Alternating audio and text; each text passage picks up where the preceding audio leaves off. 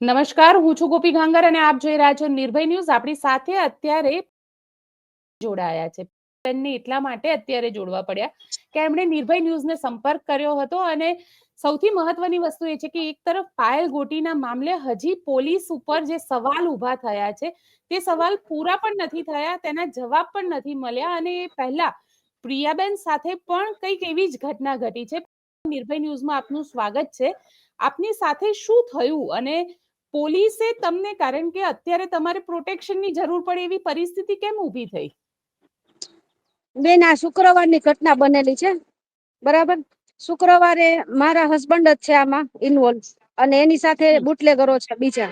બરાબર, એ લોકો ઇંગ્લિશ દારૂ આપેલો હતો. એ વાતની માહિતી પોલીસને હતી. પોલીસ વાળાએ જ્યાં જ્યાં રેડ પાડી, બરાબર, ત્યાં નામ ડિક્લેર કરી દીધું છે. બરાબર, કે આ વ્યક્તિએ બાતમી આપેલ છે. બરાબર, હવે કોણ છે ઈ મને નથી ખબર, કેમ કે ત્યાં રેડ પાડવા કોણ ગયું ઈ મને નથી ખબર. બરાબર, એટલા માટે મારા હસબન્ડ નું નામ છે હાર્દિક વિનુભાઈ માધવાણી. એની સાથે જે માલ મંગાવનાર છે, ચોટીલાથી આ માલ આવેલો હતો, એનું નામ છે, એને ભૈકુભાઈ કરીને બધા બોલાવે છે, પણ એનું નામ શું છે એ મને નથી ખબર. એ રાજકોટમાં રહે છે અને હા, ધારીના છે એ ભાઈ. બરાબર, હવે એ લોકો માલ લઈ આવીને 3 જગ્યાએ અહીંયા નાખ્યો હતો અને 3 જગ્યાએ માલ આપ્યો ત્યારે એક જગ્યાએથી માલ પકડાણો નહીં અને બીજી જગ્યાએ અમરેલીમાં પાણી દરવાજા પાસે મુસલમાન છે વાયદો કરીને એને બોલાવે છે, પણ એનું નામ મને નથી ખબર.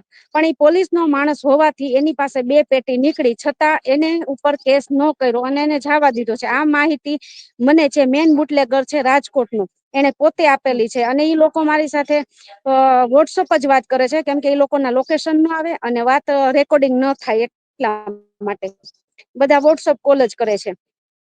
અને જ્યાં લીલિયા પાસે કુટાણા ગામ આવેલું છે, ત્યાંથી માલ 20 પેટી પકડાણો. એ 20 પેટી પકડાણો એ અજીતભાઈ વિછિયાની ત્યાંથી પકડાણો છે. બરાબર, હવે ઈ ભાઈ ફરાર થઈ ગયા છે, માલ મળી ગયો છે અને આ જે માહિતી મને મળી છે એ બધી રાજકોટ વાળા એ જ મને ફોન કરીને આપી હતી કે આ બધું તમે જ કર્યું છે. બરાબર, છતાં મેં એમ કીધું કે ભાઈ તમારે જે થાય કરી લ્યો, મેં કઈ નથી કર્યું. અને પછી એ લોકો એમ કીધું કે ભાઈ તમે ચિંતા કરો માં, કેમ કે એ લોકોને પછી એમ પણ ડર લાગે કે હું પોલીસ પાસે જાઉં, એટલા માટે કે તમારા ઘરવાળા ને અમે કઈ નહીં થવા દઈને, એને છોડાવી લેશું ને એનું નામ નહીં આવવા દઈને. એટલે બધું એ લોકો મારી પાસે બોલી ગયા છે કે જે અજીતભાઈ વિછિયા છે આ બધા છે ને રાજકારણમાં મળેલા છે અને એ અજીતભાઈ વિછિયા ને સેટિંગ કરીને હાજર કરવાના છે કે પાછળ કોઈના નામ ન આવે આમાં. બરાબર, પણ હવે આ લોકોએ આમે મારું નામ બદનામ કરી દીધું છે અને મને બધા હેરાન પરેશાન કરી છે. સવારે એટલે પણ મારા પોલીસને ઘરવાળાનો બાતમી તમે આપી હતી? પોલીસને હા બાતમી મેં જ તમે આપી આપી હતી. હતી? હા મેં જ આપી હતી, મેં જ આપી હતી. અને પછી તમને અને હેરાન કરવાના શરૂ કરી દીધા? હા હા. એટલે પોલીસે એટલે નામ બુટલેગરોને આપી દીધું કે આ વ્યક્તિ અમને બાતમી આપી છે અને તમને ધમકી હા, મળવા કેમ કે લાગી? રાજકોટ વાળા જે ભાઈ છે, બરાબર, એનું મારામાં ફોન આવ્યો કે તમે આ બધું કર્યું છે. બરાબર, પણ મેં એને કીધું મેં કર્યું હોય તો તમારે પોલીસ વાળા નું નામ મને આપો, એટલે હું એની પાસે રૂબરૂ આવી જાઉં. બરાબર, તો એ લોકો મને નામ તો આપવાના છે ને, સ્વાભાવિક છે. બરાબર, પછી એ લોકોને બીક લાગી કે આ પોલીસ સ્ટેશન જશે, કેમ કે આની પેલા મેં મારા ઘરવાળા ઉપર ઘણી બધી કાર્યવાહી કરેલી છે, કેમ કે એ સમજતા મને 5 વર્ષથી બહુ હેરાન પરેશાન કરે છે. દારૂ પીને મારછોડ ને એની ઉપર 498, બરાબર, ભરણ પોષણ ના ઘણા કેસ કરેલા છે. એટલા માટે એ લોકોને ખબર હતી કે ભાઈ આનું મગજ જાશે એટલે ઈ પોલીસ સ્ટેશને જવાની છે. એટલે પછી એ લોકો મારી પાસે સારું પણ વર્તન કરતા હતા. બરાબર, અને પછી મેં એમ કીધું કે ભાઈ હવે તમારે થાય કરી લેજો. બરાબર, તમે મને હેરાન કરો, કેમ કે જે ભાઈ છે ને આ બધું જે નુકસાન થયું હોય ઇંગ્લિશ દારૂમાં, એટલે મારા હસબન્ડ ને એમ કીધું કે તું કે ભાગ દે પૈસાનું. બરાબર, એટલે ઘરે 15,000 રૂપિયા પડ્યા હતા. એટલે ઈ ભાઈ મને એમ કીધું તું 15,000 રૂપિયા મોકલ. એટલે મેં ઈ ભાઈને એમ કહી દીધું, ભાઈ મારે અહીંયા ઘરે છે ને 1 રૂપિયો નથી, મારે મકાનનું ભાડું આપવાનું હોય, બેંકમાં હપ્તો ભરવાનો હોય, એટલે હું પૈસા નહીં મોકલાવું. તમારો વહીવટ જે છે, બરાબર, એ મારા હસબન્ડ સાથે છે, તમે એને ફોન કરો, મને ફોન આ બાબતે નહીં કરતા. તો મારા હસબન્ડ પાસે એક ગાડી છે નાની, બરાબર, તો એ કે તું મને ગાડી આપી દે ને તારી ઘરવાળી ને કે મને બુક અને આપી દે તારી, એટલે હું ગાડી મારા નામે કરાવીને પછી વેચી નાખું, એટલે હું મારા પૈસા લઈ લઉં. એટલા માટે મને મારા હસબન્ડે કીધું એને બુક આપજે. પછી મેં તો ઓલા ભાઈને એમ જ કીધું, મેં કીધું જો ભાઈ તમારો જે કઈ વહીવટ હોય, જે કઈ હોય, હું દારૂનો ધંધો નથી કરતી. બરાબર, અને જે કઈ વહીવટ છે મારા હસબન્ડ સાથે છે એને કયો અહીંયા આવીને બુક લઈ જાય, તમારે જે કરવું હોય પોલીસ સ્ટેશન આવું હોય તો ન્યા આવો, હું ન્યા તમને બુક આપી દો, બાકી મને આ એક બાબતે મને ફોન નહીં કરતા, બરાબર. અને તમે આ ધાક ધમકાવીને ગાડીઓ લઈ લ્યો છો, તમે કીધું તમે રેતીના ધંધા કરો છો, તમે વ્યાજે પૈસા, તમે આજે ગાડીઓ લઈ લ્યો છો કોક પાસેથી, બરાબર. મેં કીધું આ તો કોકની ઘરે ખાવા પીવાના પૈસા ન હોય તો તમે શું કરો? એટલે સવારમાં પછી બે જણા ઓલાએ પણ મને એમ કીધું, હવે તમે વટથી વાત કરો છો, તમે જો તમારા ઘરે આવું આમ કરી નાખો, તેમ કરી નાખો. મેં કીધું મારી ઘરે નહીં આવતો, મને નીચે બોલાવજે, હું આવી જઈશ. તું મને મારી નાખીશ, એથી વિશેષ બીજું શું કરીશ? અને મારા ઘરવાળા ને પણ હવે તું જોઈ કે હું અત્યારે રાજકોટ થી નીકળું, અને એને સાચવે છે કે હું અત્યારે રાજકોટ થી નીકળું છું, અને તારા ટાટિયા ભાંગી નાખું, કે તને મારી ન નાખું, કે ટાટિયા ભાંગી નાખું તું આજીવન કે હેરાન થાય, મારી નાખું તું એક વાર માં વૈચા. એવી રીતે મને પછી હું તરત ઘરેથી નીકળી ગઈ, કેમ કે પછી મને ડર લાગ્યો કે અહીંયા પહોંચી જશે મારું શું થશે, એમ કે હું એને કાયદાકીય બધી રીતે પહોંચી શકીશ, પણ હું એને હાથ પગથી ક્યાંય નહીં પહોંચી શકું, અને મારી જાનને જોખમ છે, બરાબર. મેં લેખિતમાં જેના પણ નામ લખ્યા છે, બરાબર. અને મને કદાચ કાંઈ પણ થઈ જાય ને તો આ પોલીસ જવાબદાર રહેશે, અને જેના નામ લખાશ ને એ બધા જવાબદાર રહેશે, અને મને પછી ન્યાય મળવો જોઈએ, મને કાંઈ ન થવું જોઈએ, પોલીસ ની જવાબદારી છે, બરાબર. મેં તો એક નાગરિક તરીકે સારું જ કામ કર્યું હતું, બરાબર. કે મારો હસબન્ડ દારૂ વેચે છે છતાં મેં તમને બાતમી આપી, બરાબર. મેં સારું જ કામ કર્યું હતું, પણ તમે એ બધું ડિક્લેર કરીને, બરાબર, જે ગુપ્ત રાખવાનું હતું, બરાબર, તમે તમારા હપ્તા માટે, તમારા પૈસા માટે, બરાબર, તમે મારી જાનને જોખમમાં મૂકી છે. પોલીસે જ નામ ડિક્લેર કર્યા. એસપી સાથે તમારી વાત થઈ, એસપી ને મળવા ના ગયા? કયા એસપી, પોલીસ હા, તમે હું તમે ત્યારે ત્યાંના જે કયા પોલીસ કંટ્રોલ, સ્ટેશનમાં? એમના નામ મને નથી આવડતા મેડમ. હા, પણ ત્યાં પોલીસ સ્ટેશનમાં ગયા તા બાતમી આપવા, કે ફોન કરીને તમે કંટ્રોલમાં માહિતી આપી? કંટ્રોલ રૂમમાં એસપી ઓફિસર. અને પછી તમને આ લોકોના બુટલેગરના ફોન આવવાના શરૂ થઈ હા ગયા? પછી હા. અને અત્યારે તમારા પતિને એ લોકો ક્યાં છે? ઈ એની સાથે છે રાજકોટ. હવે અત્યારે ક્યાં હોય તો આપણને ખબર નઈ, કેમ કે વોટ્સઅપ કોલ કરે, લોકેશન આવે ને, એ લોકો સિમ કાર્ડ તો રાખે નઈ, એટલે હમ કઈ જગ્યાએ હોય તો આપણને ન ખબર હોય. પણ આ ભાઈ આજ સવારે રાજકોટ હતા. અને એસપી પાસે ગયા અને તમે? એસપી ને હા એસપી પ્રોટેક્શન પાસે, માંગ્યું? હા, નહીં, એમાં એવું છે, અમે લેખિતમાં જે અરજી છે ને આપવા માટે સવારે અમે ગયા તા, પણ સાહેબ કોન્ફરન્સ રૂમમાં કઈક હતા કામમાં, એટલે એમ કીધું કે ભાઈ બધું પતે ને એટલે બોલાવીએ, પણ હજુ કઈ ફોન આવ્યો નથી, આવશે એટલે હું જઈશ. અને આજે શુક્રવારની વાત છે, છતાં પણ જેની ત્યાંથી માલ પકડાણો એ માણસ હજુ નથી પકડાણો, બરાબર. એટલે ઈ એક જોવા ડર જેવી લાગે વાત છે? ને, કે આટલા દિવસ થઈ જાય તો તમે કોઈ માણસને પકડી ન શકો, એવું તો બને જ નહીં. કેમ કે તમારે જો ડર લાગે પકડવું હોય ને તો પણ 5 મિનિટે નહીં થાય. ડર લાગે છે, કારણ કે તમે જે રીતે માહિતી આપીને હવે તમને ધમકી ભરેલા ફોન મળી રહ્યા છે, એ પણ તમે જે રીતે આરોપ લગાડી રહ્યા છો કે પોલીસે બુટલેગરને માહિતી આપી દીધી. અને બેન બધા દરબાર છે, ચાલો બીજી કોઈ હોય ને તો હજુ આપડે, બધા દરબાર છે, એટલે શું સમજવું? કેમ ઈ લોકો કઈ ન કરે, પણ બીજા પાસે કરાવી તો શકે ને. અને હું એકલી જ રહું છું.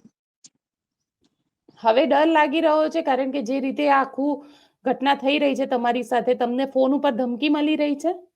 હા, હા, મને બે વોટ્સઅપમાં એ લોકો ફોન કરે છે, અને મેં ફોન કર્યો છે ભાઈ હવે તારે, કેમ કે પછી મને ખબર હતી અમારે લડવાનું જ છે, ઈને કોઈ કામ નથી, બરાબર. ડર લાગે, એક વાત છે કે ભાઈ ડર લાગે આપણને, બરાબર.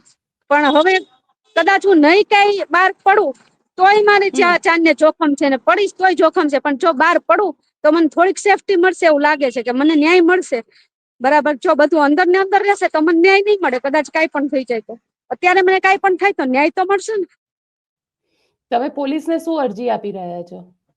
મેં બસ આ છે શુક્રવારનું બધું છે લખેલું, કે આવી રીતે માલ પકડાણો છે, નામ પોલીસ વાળાએ આપી દીધું છે, મને આવી રીતે હેરાન પરેશાન કરે છે, જાનથી મારી નાખવાની ધમકી આપે છે, બરાબર. કે મને પૈસા આપો, ગાડી લઈ લે છે, બુક મોકલાવો, આ બધું જે કઈ હતું શુક્રવાર બધું મેં લખેલું છે લેખિતમાં. એ હું આપું છું કે ભાઈ મારી સુરક્ષા જોઈએ છે મારે, કે મને કઈ ન થવું જોઈએ. કારણ કે અને ત્યાં આજે આગળ જે કઈ મારી સાથે થયું છે એ હવે પછી કોઈની સાથે ન થાય.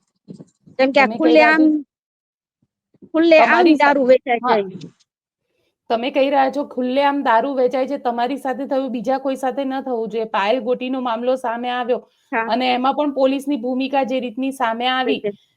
અત્યારે ઇન્વેસ્ટિગેશન થઈ રહ્યું છે. તમે શું કહી રહ્યા છો? કારણ કે તમારા કેસમાં પણ ક્યાંક આ જ પ્રકારની ઘટના છે? તમે કોઈ પોલિટિશિયન ને રાજનેતાને મળ્યા, વાતચીત થઈ તમારી? જો મેડમ, હું તો બહાર પડી જ ગઈ છું, બરાબર. હવે મારા બી ને તો કોઈ ફાયદો નથી, બરાબર.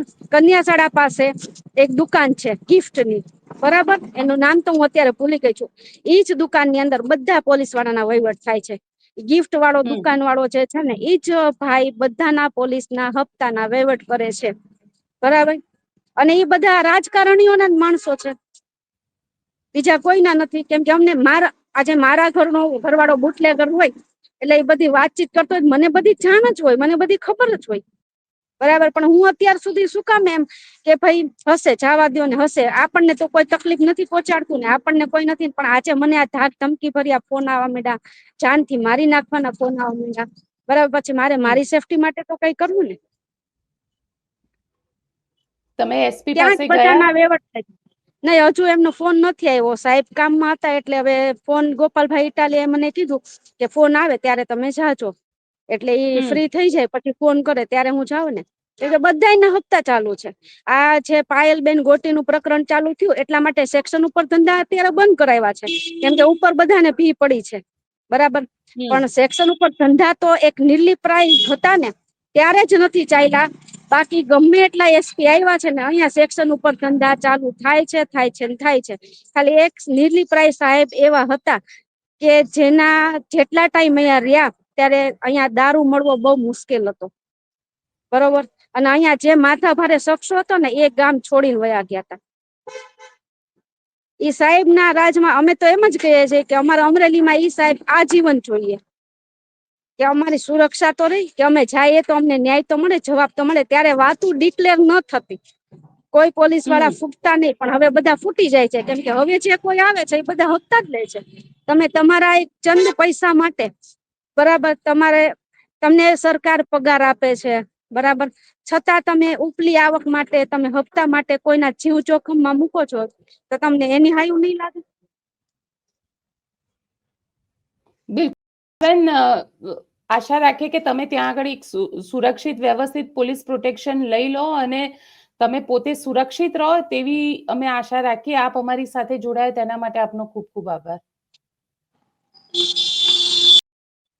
તો આપ શું વિચારો છો? જે આરોપ પાયલ ગોટીના કેસની અંદર પોલીસ પર લાગ્યો અને ત્યારબાદ હવે એમને બુટલેગરની માહિતી આપી, તો એમની જ ઉપર બુટલેગરના ફોન આવવા લાગ્યા અને બુટલેગર હવે તેમને ધમકી આપી રહ્યા છે.